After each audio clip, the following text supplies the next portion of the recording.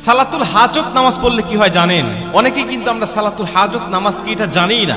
অথচ আপনার প্রয়োজন মেটানোর জন্য, আপনার কোনো সাহায্যের জন্য, যে সাহায্যটা আল্লাহর কাছ থেকে আপনার দরকার, দুনিয়ার মানুষ এই সাহায্য আপনাকে করতে পারবে না। আপনি ওই প্রয়োজনটা, ওই সাহায্যটা পাওয়ার জন্য যদি আপনি 2 রাকাত নামাজ আদায় করেন সালাতুল হাজতের, এই নামাজ আদায় করে আল্লাহ পাকের কাছে যা চাবেন আল্লাহ পাক আপনাকে সেটাই দান করবে। মনে করেন আপনার এমন কিছু প্রয়োজন এখন যেটা দুনিয়ার মানুষ আপনাকে দিতে পারবে না, এটা আল্লাহর কাছ থেকে আপনার দরকার, গায়েবী ভাবে দরকার, তখন আপনি 2 রাকাত নামাজ পড়বেন। নবীজি সাল্লাল্লাহু আলাইহি ওয়াসাল্লাম বলেন, তোমাদের যখন কোনো কিছু প্রয়োজন হয় আল্লাহর কাছে, তখন তোমরা উত্তম রূপে ওযু করবে, উত্তম রূপে ওযু করে 2 রাকাত নামাজ আদায় করবে এবং আল্লাহ পাকের প্রশংসায় লিপ্ত হবে, আল্লাহ পাকের প্রশংসা করবে। প্রথমে উত্তম রূপে ওযু, 2 নম্বরে 2 রাকাত নামাজ এবং 3 নম্বরে আল্লাহর প্রশংসা এবং 4 নম্বরে তোমরা আমার উপরে দরুদ পাঠ করো। আমার উপরে দরুদ পাঠ করে তোমরা আল্লাহর কাছে দোয়া করো। শোনেন, আমরা অনেকেই দোয়া করি আনকমপ্লিট দোয়া, আদর্শ দোয়া নয়। এই দোয়ার মধ্যে কোনো একটা মিস্টেক হয়ে যায়, তার মধ্যে একটা হলো দরুদ পাঠ করা। নবীজি বলছেন যে দোয়ার মধ্যে দরুদ পাঠ করা হয় না, ওই দোয়াটা আদর্শ দোয়া নয়, ওই দোয়াটা আল্লাহ পাকের কাছে কবুল হয় না, গ্রান্টেড হয় না। এজন্য তোমরা আল্লাহ পাকের প্রশংসা করবে, আমি নবীর উপরে দরুদ পাঠ করবে। দরুদ পাঠ করে তোমরা তখন আল্লাহ পাকের কাছে দোয়া করবে যে আল্লাহ আপনি আমাকে এটা দান করেন, আমার এটা দরকার, এটা আমার প্রয়োজন, এটা দুনিয়ার মানুষের ক্ষমতা নাই, এটা আমাকে দেয়। আল্লাহ তুমি ছাড়া কেউ আমাকে দিতে পারবে না, তুমি তো আমার রব, আমি তোমার গোলাম।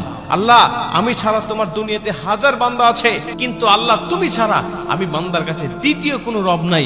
আল্লাহ আমি কার কাছে চাবো? তুমি না দিলে আমাকে কে দিবে বলো? আল্লাহ তুমি আমাকে দান করো, তুমি আমার এই প্রয়োজনটা মিটায় দাও, তুমি আমার এই হাজতটা পূর্ণ করে দাও।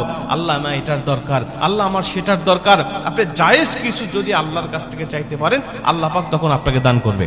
কিন্তু আমাদের অনেক কিছু প্রয়োজন হয়, কিন্তু আমরা আল্লাহর কাছে সালাতুল হাজত নামাজ পড়ি না। আপনি এমনিতেই দোয়া করি, অথবা আল্লাহর কাছে না চাই, বান্দার কাছে চাই, বিভিন্ন মানুষের কাছে ধর্ণা দেই, আল্লাহ পাক তখন সেই প্রয়োজনটা আমাকে পূর্ণ করেন না। অথচ নবীজি সাল্লাল্লাহু আলাইহি ওয়াসাল্লাম তার সাহাবীদেরকে শিক্ষা দিতেন যে তোমাদের কিছু প্রয়োজন হলে আল্লাহর কাছে চাও। কেন? আল্লাহ পাক পবিত্র কোরআনের মধ্যে বলছেন ওয়াস্তাঈনু বিস-সাবরি ওয়াস-সালাহ, তোমরা আল্লাহর কাছে চাও ধৈর্য এবং সালাতের মাধ্যমে, ধৈর্যের মাধ্যমে এবং নামাজের মাধ্যমে আল্লাহর কাছে চাও। তার মানে আল্লাহর কাছে চাওয়ার 2টা পন্থা আমরা এখান থেকে পেলাম। একটা হলো ধৈর্য, তাড়াহুড়া করা যাবে না, খুব বেশি ব্যস্ততা দেখানো যাবে না, খুব অধৈর্য হয়ে পড়া যাবে না। আল্লাহর কাছে সাহায্য চেয়ে আল্লাহর উপরে তাওয়াক্কুল রাখতে হবে যে আল্লাহ অবশ্যই আমাকে দান করবে। এটা হলো 1 নম্বর, ধৈর্যের মাধ্যমে। 2 নম্বরে হলো সালাতের মাধ্যমে, সালাতের মাধ্যমে আল্লাহর কাছে দোয়া করলে আল্লাহ পাক তাকে দান করে। আপনি নামাজের সেজদায়ও আল্লাহর কাছে দোয়া করতে পারেন। নামাজের সেজদায় যে নির্ধারিত দোয়াটা রয়েছে, এই দোয়াটা পাঠ করবেন সুবহানা রাব্বিয়াল আ'লা। এটা পাঠ করার পরে আপনি 3 বার পড়েন আর 5 বার পড়েন আর 7 বার পড়েন, এটা